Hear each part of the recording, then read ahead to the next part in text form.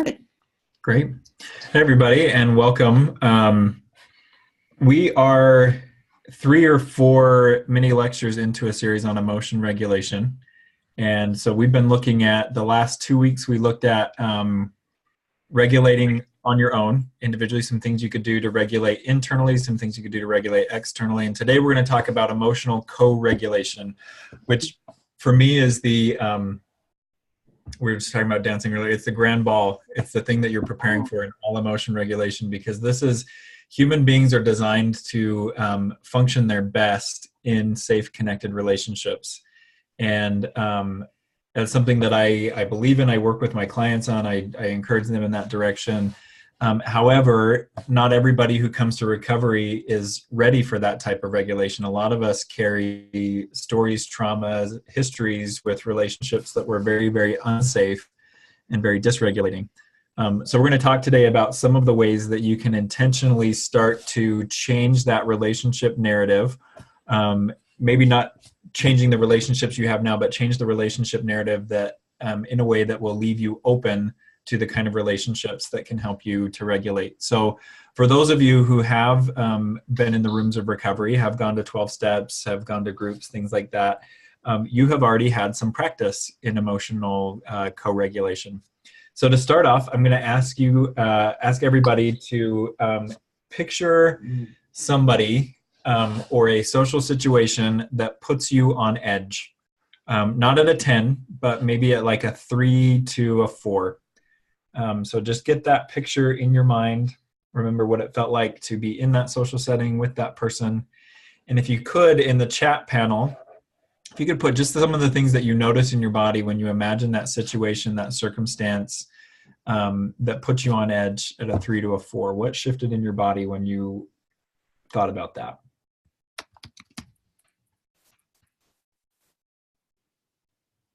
Go ahead and put that in the chat if you want to share.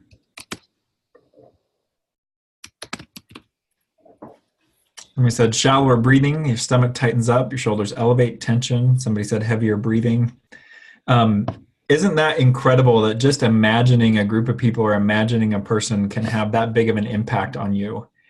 And if you start paying attention to this, you'll notice that even in groups of new people, your body will tell you a story about the people that you're with, or it will tell you a story about what you believe about the people that you're with. Somebody just asked what's the question. I just wanted you to imagine somebody that distressed, or picture somebody that puts you at a 3 to a 4 level of distress, or a social situation that distresses you in that way, and what you notice in your body when you go there. So now I want you to notice, I want you to picture someone who calms you, who soothes you, who you feel relaxed around. And I want you to picture that person's face, or if there's a social setting that does that to you, I want you to picture that and notice what shifts in your body. If you want to put that in the chat when you're noticing people who calm you, situations that feel regulating, what do you notice in your body?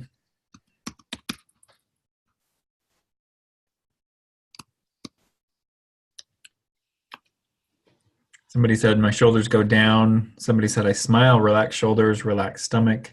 So again, isn't that amazing that just imagining somebody said I've got a slower mind, grounded, sinking calm feeling. I love that sinking calm description. We're so used to the sinking stomach, meaning something bad's going to happen. I love it when calm can sink too. Just notice what happens when you just imagine being around someone who you feel calm around. Our nervous system is tuned to pick up on so much information all at once to help us to determine whether we're safe or not. And our nervous, we know that our brains, they like to work with patterns. And so it's not like every new situation you're going to be in, you're going to be reading the whole situation anew and making a determination there. You're going to go on a lot of past history. You're going to go on a lot of past experience. So if you have experience of being around people makes me feel better, makes me feel more open, it makes me feel happier, you're probably going to experience that in a lot of your relationships. If your history says other people are dangerous, unpredictable, out for themselves, they're eventually going to hurt me, you're likely going to experience that in most of your relationships. So what are some of the ways that we can intentionally use our relationships or utilize our relationships to help us to become more regulated? The first thing that we have to realize is that we have a story around relationships that either sets us up for success in regulating in relationships, or it sets us up for failure. This reminds me of some of the work I did this January in Phoenix with Mother and Mesh Men. One of the things that I noticed about that work we did with those men is that they had to first get clear in their mind that they could be their own person, that it was okay for them to feel their own feelings, think their own thoughts, feel their own, have their own experience, and not to feel guilty for having that be separate from somebody else. So we really had to work with these men in the first couple of days to just establish who they were, what they thought, what they felt, what they needed. And then we saw the quality of the relationships they had with each other start to change. Like in the beginning, there were hugs and there were handshakes and there were jokes and there was sharing physical space that were really, I would say, mechanical, kind of like this is what we're supposed to do.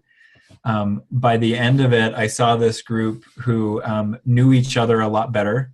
They knew about what each other needed a lot better. And there were still hugs and handshakes and jokes and all of that, but it wasn't coming from this place of, I guess we're supposed to do this. It came from this place of, I want to do this with you. And this particular group of men has stayed in contact since January. They have regular phone calls with each other. They're really helping each other out. But what they had to be able to do was to intentionally have a different relationship experience. Any Mother and Mesh Men group that I've worked with, inevitably there's been somebody who has said, I'm going to have a hard time with you because you remind me of. And part of that person's task in that relationship with this new person was to recognize that this new person is not the old person, and to give their nervous system a new chance to experience this new relationship. So some of the ways that we can do that, some of the ways we can challenge ourselves in our relationships become more regulated. Number one, I would say, is eye contact. One of the most accurate windows into what a person is feeling, what they're thinking, and what they intend with you is to look into their eyes. Now, this can be really, really difficult. Imagine the first time, if you go to support groups or 12 steps, imagine the first time you walked into a room. How anxious were you to look around the room and gaze in everybody's eyes? I'm guessing not anxious at all, and you probably memorized every detail of what was in front of you on the floor.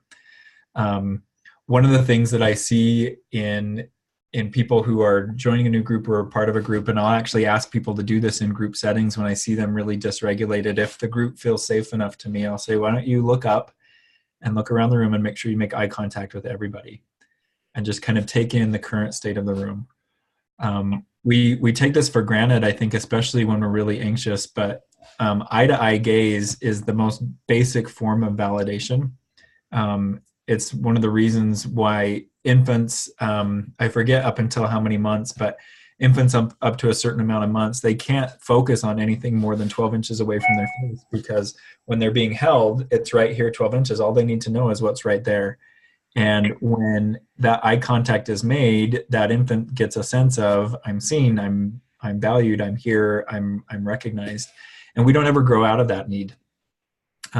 So one of the ways that you can challenge yourself to regulate more in safe enough relationships is to make sure that you're making eye contact. If this is with a sponsor, a support person, a therapist, whoever, and you know that you have a hard time with this, you might want to make yourself accountable and say, I'm going to work on eye contact with you. That's really difficult for me to hold. And to notice what comes up when you make eye contact. If there's fear that comes up, can you examine that fear? Can you determine whether or not that fear is actually helping you to stay safe? Because there's some people you make eye contact with and you get that sense. I think of the movie Elf, where he says, this reminds me of the North Pole, except everybody here wants to hurt me. Sometimes you make eye contact with somebody and you get the sense that this is not a safe person, and that's important to listen to. Another way that we can get some effective co-regulation going is to be aware of what's going on with the physical space. So just like with eye contact, closer the better. The closer is not always better when it comes to physical safe space. It's about determining what you need, what the relationship can handle, and negotiating that between another person. Think of how it feels to be with a new person who is way too touchy, way too fast. that person may genuinely be a very warm, affectionate person, but they may have really terrible boundaries. And that doesn't feel safe to be too close to somebody too fast. Also think about what it feels like to be around a new person who's really aloof, who's really cold. Maybe they keep a shoulder to you. Maybe, you try a socially acceptable handshake and I don't do handshakes or whatever that is. Too far is also not so safe. So being aware of the kind of physical space that you need, and the kind of physical space that actually feels good for you, can be a really good way to co-regulate with another person. With couples that I work with, and I do this with couples. I don't recommend the single people I work with to go into their 12-step group or their therapy group and say, find somebody to do this with, because there has to be a history and there has to be enough trust and enough safety to do this. But the organs in our body actually emit electrical fields, because that's how it works. And the closer we are to somebody physically, the more our organs are going to sync with theirs. So it's kind of that thing, if you've ever walked into a room and you've known that somebody's extremely anxious and they haven't even had to open their mouth, part of that is what you can see. Part of it too is people actually have an anxious energy, or they have a calm energy. So one of the things that I'll ask couples to do to start getting some co-regulation going more effectively is I'll ask them to stand together, knee to knee, hip to hip, chest to chest, and I'll ask them to hug until two things happen. So you need to hug each other until you feel yourself relax and until you feel your partner relax. And sometimes it takes a while to get there, but when you're with somebody that you feel safe enough with and the circumstances are calm enough, you are going to end up in calm when you have that kind of physical space going. I think it's the same thing with, even when there's some distance. I think of new clients that I meet with who are nervous to come to therapy for the first time. I can almost guarantee by the end of the session that person is going to be regulated, because I've sat with them calmly for an hour. They've taken in my body language for an hour. They've taken in my slower, quiet, deliberate voice for an hour, and that changes things with them. The trick is they have to be present for that hour, and they have to tolerate that for that hour. So doing some of that emotional co-regulation relies on knowing what kind of space you need and what kind of space the people in relationships you're with are capable of giving. The last thing I would say to look for in regulation is the tone of voice and the intent that that person has in the interaction with you. So tone of voice is really, really important. If you're a parent, you've probably experienced this, or if you're a human being, you've probably experienced this, a time where you've been really dysregulated or a child has been really dysregulated. How effective is it to shout at that person, just calm down, just breathe deep? Not very effective at all. And it's not because the advice is bad. It's because the way that it's delivered is not pushing that person in that direction. So something that's a little more calm, one of the things that I'm working on with my 6-year-old is when he gets really upset, I get really calm, I get quiet, and I say, let's take a deep breath together, just in that tone. So one of the things that you want to look for in being able to regulate is having someone who approaches you with a safe enough tone, or someone that you can approach with a safe enough tone or safe enough intent. This is something that I will suggest to couples and single people alike.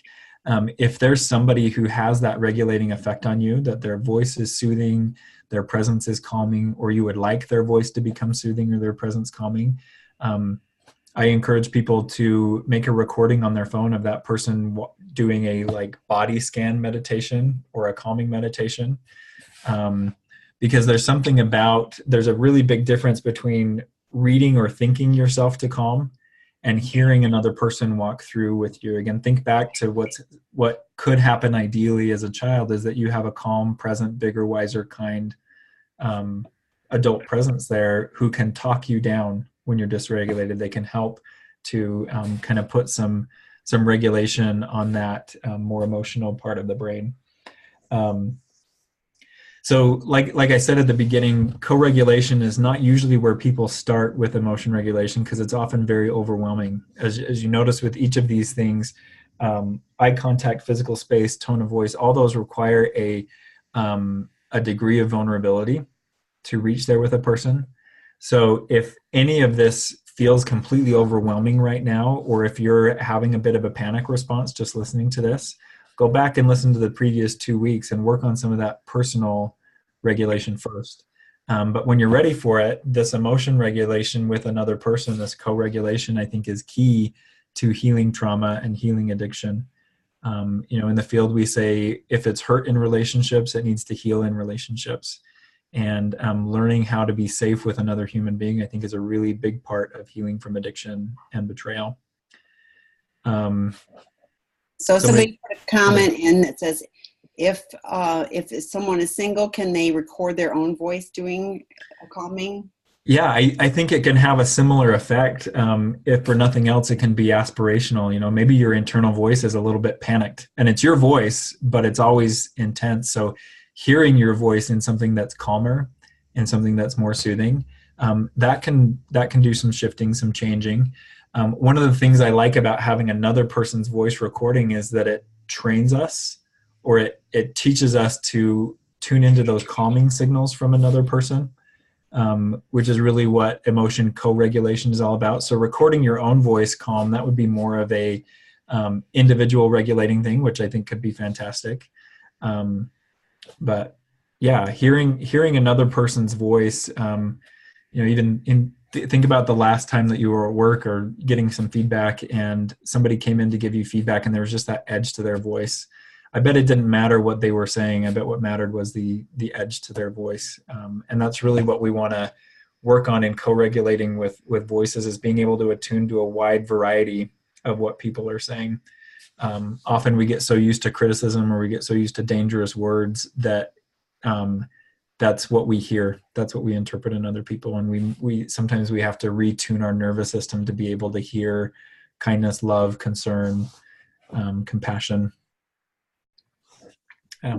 So I was thinking, one of my husband is a great person for me, but they're friends too. Like one time, there was a situation between my husband and I, which I went off to a 12-step meeting, and I came flying in, and my friend Kay was there, and I sat down, and she's like, "What's going on?" Real calm. "What's going on?" And I was like, "Rah!"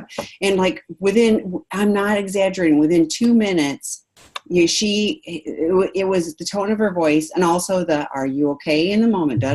She helped me contain and come back to the moment.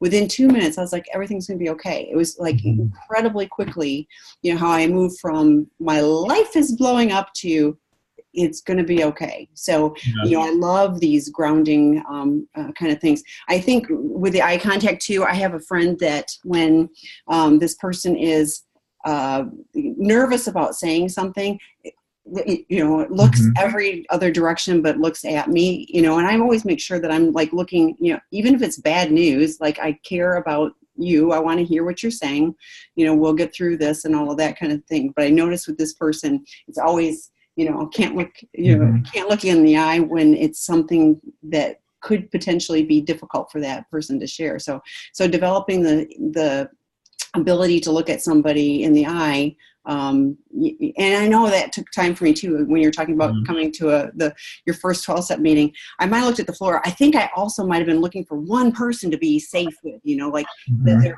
had to be somebody that I could like go sit next to, because, it was so terrifying. So finding, safe people from that standpoint too. I was also thinking about like with a contact in the safe space, what happens if you're a person that wants to be closer?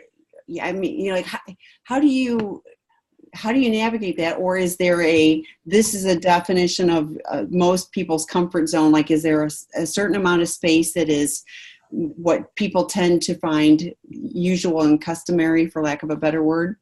Yeah, I find that kind of that default setting for most people is about arm's length. That's about what they're comfortable with. And with anything that, any kind of regulation or connection that happens in a relationship, I think that it is intensified in its effectiveness when we make it deliberate and we make it overt. So for example, when I got into the recovery community, I always used to bristle a little bit when people would say, "Are you open to a hug?" because with my background, I was like, of course I'm open to a hug. Like, I'm starved for human affection. Like, you don't have to ask. And then I really started to appreciate that, even with people that I knew for years, anytime they went in for a hug, they would ask first, are you open for a hug right now? And what I realized they were doing is they were saying, I see you, and I'm open to the idea that you may feel differently today than you did last time we were together. And so even when it comes to eye contact, even when it comes to like, can we speak in a more soothing way, that physical space, I think stating your intention or stating your need and then seeing another person adjust or at the very least respond, that's a big part of regulating with another person. Because even when that person just responds and they may say like, I'm not open for a hug right now, but thank you for asking. What they've done is they've just acknowledged that you've made a request. They've just acknowledged that what you said is important to you, and they're giving you information back around, here's where I'm at. And so there's this relationship negotiation going on there. So, by default, I start with arm's length. And when I want that to move, I try to make it deliberate. I try to make it overt, so that we both have an opportunity to agree to that. And we both have an opportunity to negotiate what our needs may be. Well, and I think I'm probably more okay with people who to distance. Mm-hmm. People that get in my personal space, I have a really, especially if they're not somebody who I know well or whatever, Yeah. It's very uncomfortable. I find it disconcerting. Mm-hmm. So it's difficult to have people, I just want to keep backing up. So Yeah. I'll be out the door in a moment. So. Right. Yeah. And I was thinking too, the tone of voice too, like, I answer a lot of calls where people are super distressed, and Mm-hmm. I noticed that my voice kind of tones down a little bit, because I want to be a calming spot, just a little bit of respite, while we Mm-hmm. talk about the difficult thing we have to talk about or whatever. But that can be effective for me, and almost kind of put me in the in a safer place too, so that I'm not reacting to what's being said. I'm not, oh my gosh, I can't. It's like, okay, we can, Mm-hmm. we're here. So I really find that to be effective too. Yeah. Any questions anybody has, you can put that in the Q&A. Okay, I'll It can stop. be about emotion co-regulation. It can be about